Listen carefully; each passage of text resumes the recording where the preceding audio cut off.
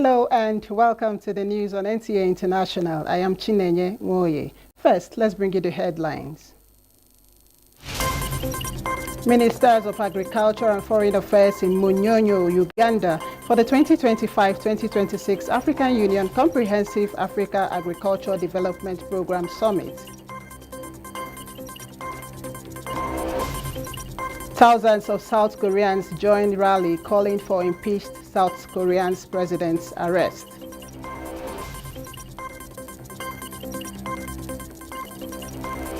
And experts commend federal government on cancer interventions, advocate adequate funding to strengthen prevention, treatment and care in the country.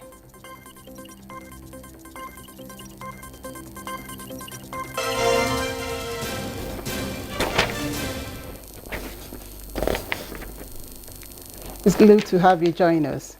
President Bola Ahmed Tinubu has departed Abuja for United Arab Emirates to participate in the 2025 edition of Abu Dhabi Sustainability Week. The presidential airplane took off at about 6:30 this Saturday evening. In a statement, Presidential Advisor on Information and Strategy, Bayo Onanuga, explained that President of the United Arab Emirates, Sheikh Mohammed bin Zayed Al Nahyan, invited President Tinubu to attend the summit scheduled to take place in the Emirate from January 12th to January 18th. The summit is expected to bring together global leaders to accelerate sustainable development and advance socio-economic progress. The event, under the theme, The Nexus of Next, Supercharging Sustainable Progress, is to enable policymakers, business and civil society leaders to explore pathways to fast-track the transformation to a sustainable economy and evolve a new era of prosperity for all. The presidential advisor also revealed that at the event, President Tinubu will stress his administration's reforms, including those related to energy sufficiency, transportation, public health, and economic development. The Nigerian leader and his entourage will also meet with Emirates leadership to discuss issues of interest affecting the two nations. He is scheduled to return to Nigeria on Thursday, January 16th. Ministers of Agriculture and Foreign Affairs are currently gathering in Munyonyo, Uganda for the 2025-2026 African Union Comprehensive Africa Agriculture Development Program Summit. The program is aimed at increasing food security and nutrition, reducing rural poverty, creating employment, and contributing to economic development while safeguarding the environment. Musa Baba Aliyu reports.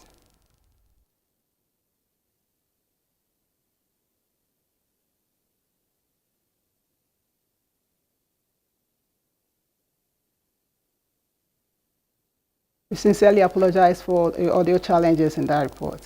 Federal Republic of Nigeria congratulates Joseph Aoun following his election as President of the Republic of Lebanon.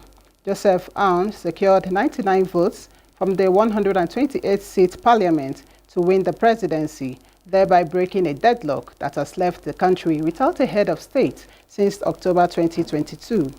A statement by the Ministry of Foreign Affairs says Nigeria looks forward to further strengthening the historic and strong relationship between both countries for the benefit of the people. Lebanese Prime Minister Najib Mikati arrived in Damascus Saturday in the first visit after civil war broke out in Syria in 2011. His visit comes as the neighboring countries seek better relations. He is expected to hold talks with Syria's new leader, Ahmed al-Shara. The visit comes days after Lebanese lawmakers elected the country's army chief Joseph Aoun as president, ending a more than 2-year vacancy deadlock between pro- and anti-Hezbollah blocs in parliament, has scuppered a dozen previous attempts to fill the vacancy. But the Shiite militant group emerged weakened from 2 months of full-fledged war with Israel late last year. Syria was the dominant power in Lebanon for 3 decades under the Assad clan, but withdrew its troops in 2005 in the face of international pressure over the assassination of Lebanese ex-Prime Minister Rafik Hariri. Japan will give Indonesia 2 high-speed patrol boats, Prime Minister Shigeru Ishiba said Saturday, as Tokyo seeks to boost regional maritime security cooperation in the face of competing territorial claims with China. Japan Prime Minister Ishiba made the pledge during a visit to Jakarta, where he held talks with Indonesian President Prabowo Subianto on a range of bilateral issues. Ishiba was quoted as saying in a joint statement that we agreed on establishing working-level defense consultations on our maritime security, including on defense equipment technical cooperation. Thousands of South Koreans gathered for rival demonstrations in the capital on Saturday as investigators prepare another attempt to arrest suspended President Yoon Suk-yeol over his short-lived marital law decree. In other news, Taiwan People's Party protests indictment and detention of founder. Justin Bem-Unyi reports. Yoon resisted arrest in a standoff between his guards and investigators last week after his failed December 3 power grab plunged South Korea into its worst political crisis in decades. Protesters both for and against Yoon were scheduled to gather in sub-zero conditions along major roads in the center of Seoul on Saturday, either demanding his arrest or calling for his impeachment to be declared invalid. The country has bristled with tension for weeks after Yoon directed soldiers to storm parliament, where they unsuccessfully tried to prevent lawmakers from voting down martial law. Since being impeached, Yoon has battened down the hatches. In another development elsewhere, thousands of protesters braved the chilly weather in NTAi, demonstrating against the court's decision to revoke the bail of Taiwan People's Party (TPP) founder Ko Wen-je.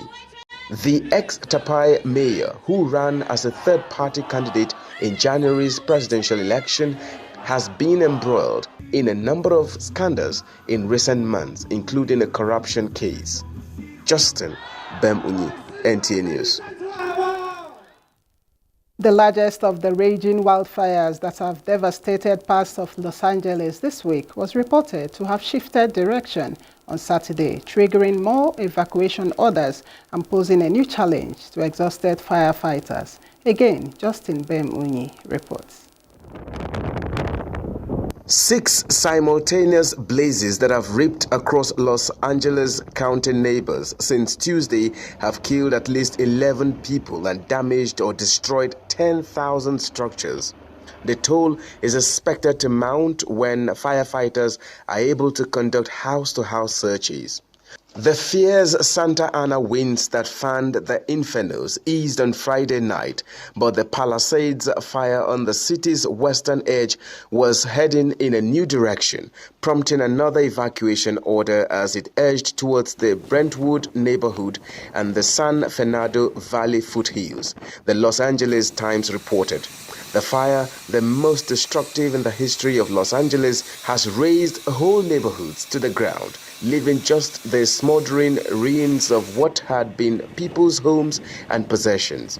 Before the latest flare-up, firefighters had reported progress in subduing the Palisades fire and the Eaton fire in the foothills east of the metropolis, after it burned out of control for days. On Friday night, the Palisades fire was 8% contained and the Eaton fire 3%. State agency CAL FIRE said the two big fires combined had consumed 35,000 acres. Some 153,000 people remained under evacuation orders, and another 166,800 faced evacuation warnings, with a curfew in place for all evacuation zones, Los Angeles County Sheriff Robert Luna said. 7 neighboring states, the federal government, and Canada have rushed aid to California, bolstering aerial teams dropping water and fire retardant on the flaming hills and crews on the ground attacking fire lines and hand tools and hoses. Justin Bem-Unyi, NTA News. The foreign ministers of Egypt, Somalia and Eritrea say the security of the Red Sea is limited only to the countries bordering the coast in a veiled reference to landlocked Ethiopia. In a joint press conference in Cairo, Egyptian Foreign Minister Badr Abdulati read out a joint statement from him, his Somalian counterpart Ahmed Moalim Fiki, and Eritrea's Foreign Minister Osman Saleh. Somalia's president is set to visit Ethiopia as the two countries look to build on a recent peace deal that aims to defuse mounting tensions in the Horn of Africa. Landlocked Ethiopia's desire for access to the sea has deepened long-standing grievances with its neighbors in the volatile region. Somalia was outraged when Ethiopia signed a deal 1 year ago with its breakaway region of Somaliland, reportedly to recognize its dependence in exchange for a port and military base on the Red Sea.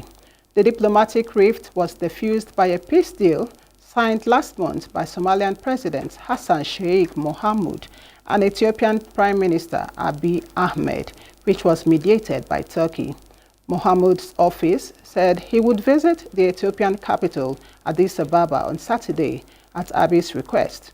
This visit builds on the recent agreement reached in Ankara. This renewed cooperation underscores a new era of collaboration between Somalia and Ethiopia, it said. The World Health Organization, WHO, has achieved a significant milestone in the global fight against malaria by pre-qualifying the first diagnostic test for glucose 6-phosphate dehydrogenase deficiency. This breakthrough promises to revolutionize the treatment of Plasmodium vivax malaria by facilitating safer delivery of anti-relapse medications. A new era in malaria treatment continues to claim an estimated 500,000 lives annually, with children disproportionately affected. P. vivax malaria, the second most common malaria strain, accounts for 9.2 million cases annually, predominantly outside sub-Saharan Africa. The pre-qualification of the standard G6PD system paves the way for safer and more effective treatments, especially in regions where malaria is endemic.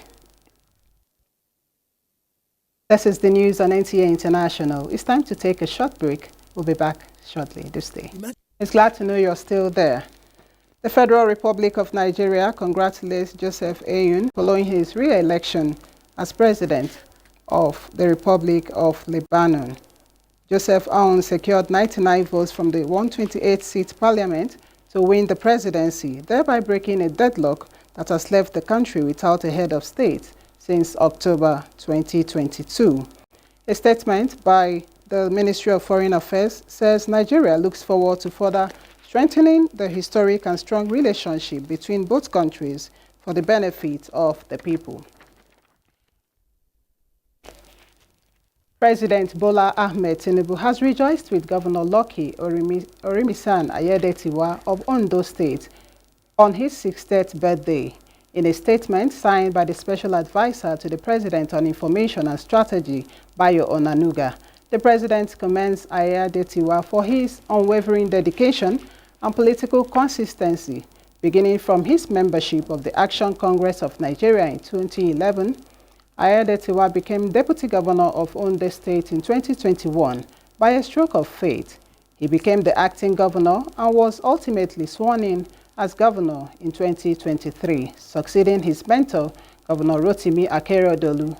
President Tinubu further recognizes the governor's unprecedented landslide electoral victory in 2024, which has allowed him to continue raising standards in key areas such as health and education, directly improving the lives of citizens. The President appreciates Governor Ayedetiwa's invaluable contributions as a commissioner representing Ondo State at the Niger Delta Development Commission, noting that his deep understanding of grassroots development has played a crucial role in strengthening the institution to better serve its purpose. As Governor Ayedetiwa marks this milestone, President Tinubu offers prayers for the Almighty God's blessings, wishing him good health, wisdom, and a long life. Minister of Solid Minerals Development, Dele Alake, while at the National Assembly to defend the ministry's 2025 budget proposal, said the ministry in 2024 tripled its projected revenue from 11 billion to more than 37 billion naira. This information prompted the committee to support increased allocation to the sector to further tap its potentials. National Assembly correspondent Lami Ali reports on this engagement and that between the Joint Committee on Trade and Investment with the Minister, Jumoke Oduwole. The need to diversify the economy of Nigeria away from fossil fuel. The whole world is transiting from fossil fuel to green energy. And the ingredients of green energy are the minerals and the critical metals that we have. So creating this ministry was to harness the potentials of this sector for the benefit of Nigerians. From ocular proofs and visibility of actions from the ministry, we have not been sleeping. No doubt, the vision of the administration of President Bola Tinubu for the solid mineral sector is yielding desired outcomes. After the minister reeled out the achievements of the sector in the last 1 year, the lawmakers insist that government should leverage on its potentials to grow the economy. We've all agreed that data is important. How do we drive exploration with 9 billion? The time has come more than ever where you have to start taking bold steps, and those bold steps must start with this sector.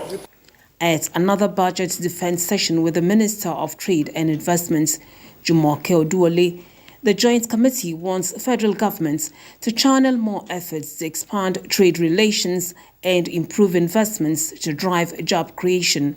The projection of 2.4 billion is abysmally low. It is very, very low. What you need to do is to look at your revenue lines and see those that you can grow.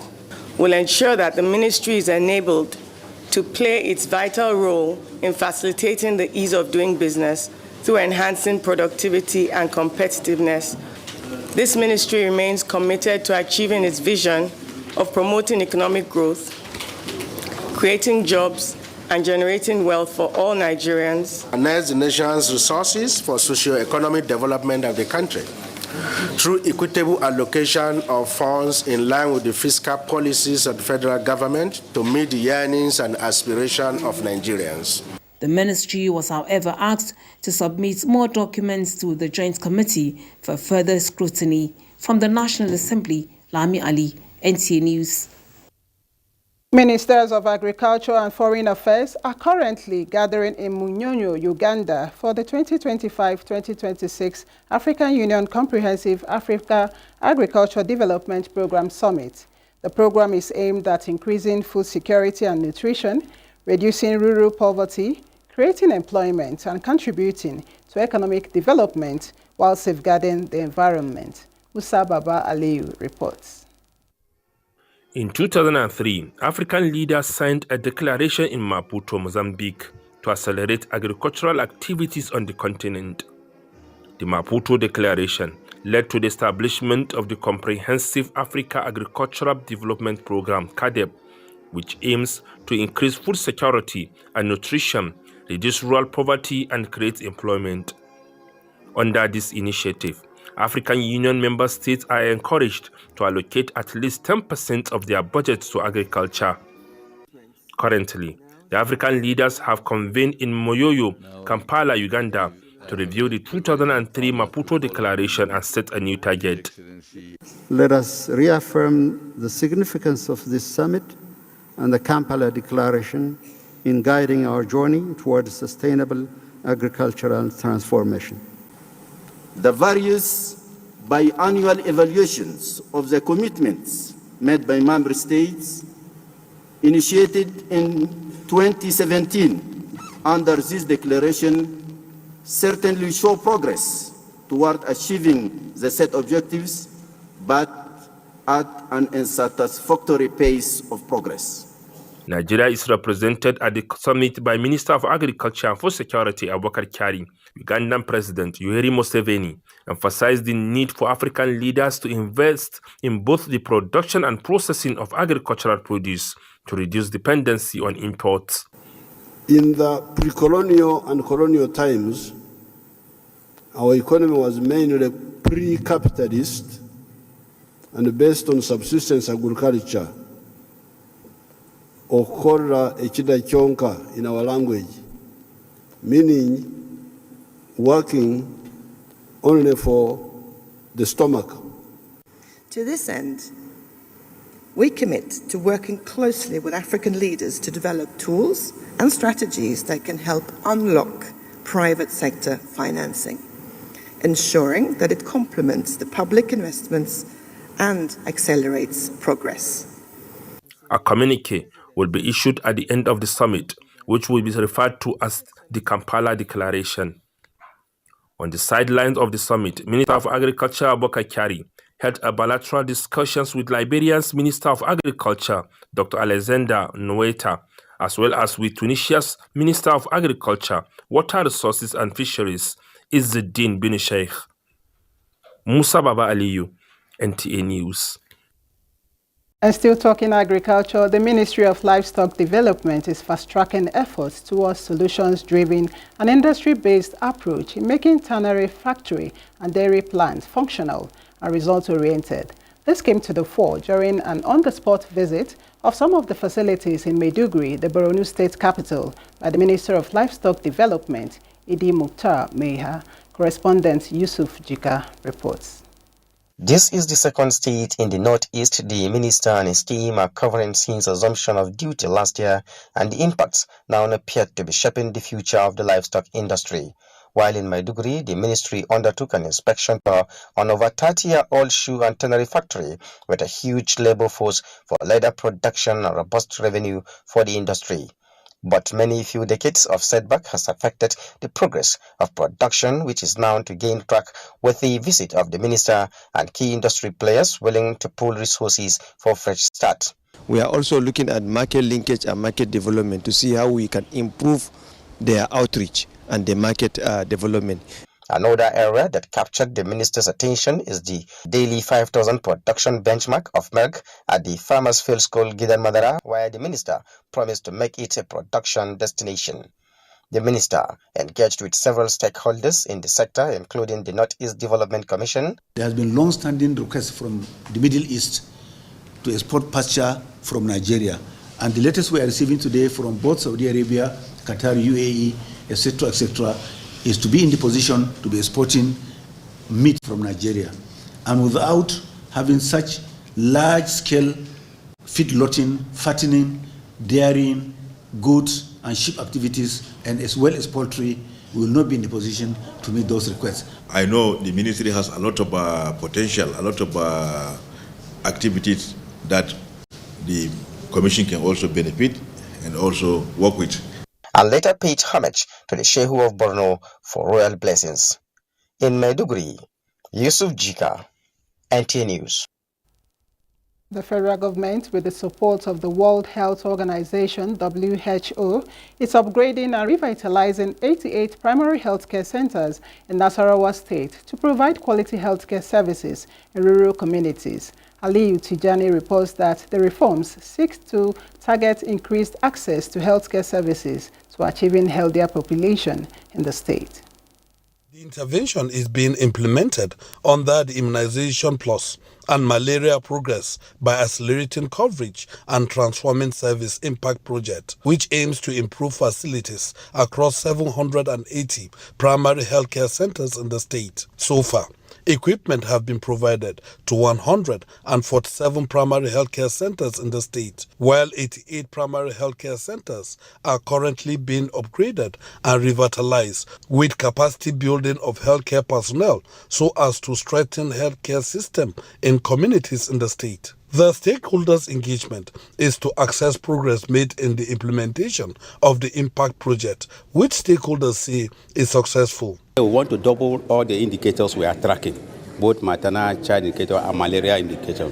We want to more than double those indicators, and that is one of the essence we are having this stakeholders meeting. However, stakeholders decry low patronage of rural population in accessing primary healthcare services despite huge investment and call for sensitization. The state government assures federal government and the World Health Organization, as well as other development partners, of its commitment in implementing the project. PSC posed a strategic point of blocking most of these diseases through proper vaccination. By end of 2025, we'll reach to that 147 primary health care that is similar to the whole of Nasarawa State.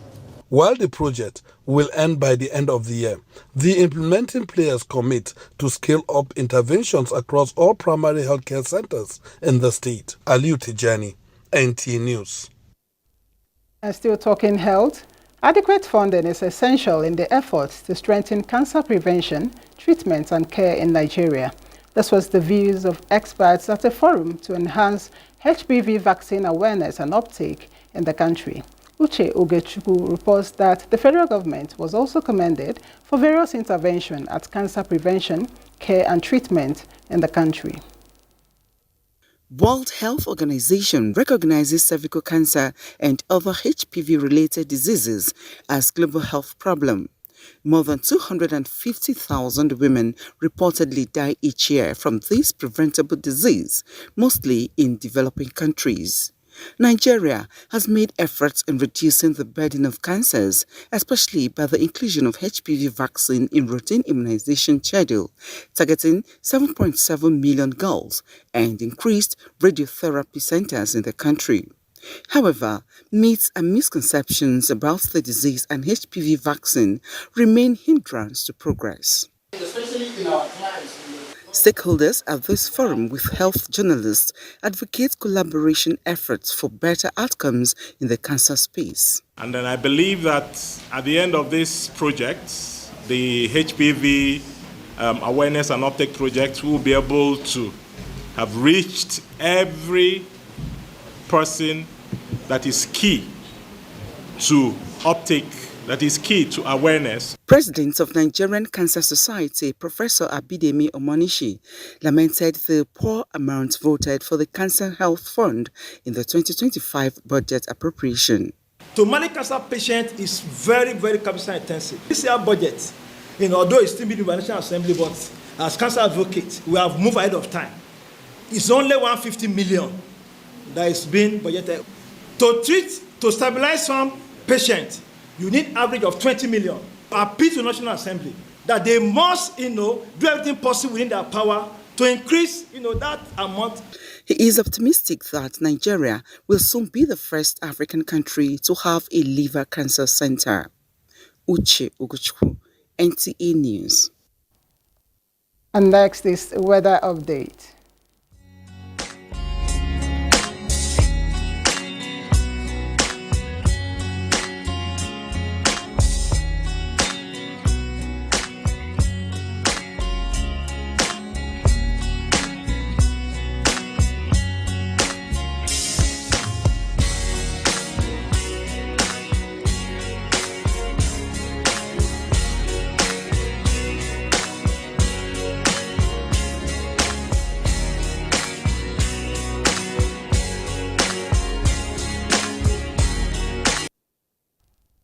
And that's the news on NTA International. Many thanks for watching. I am Chinenye Mwe.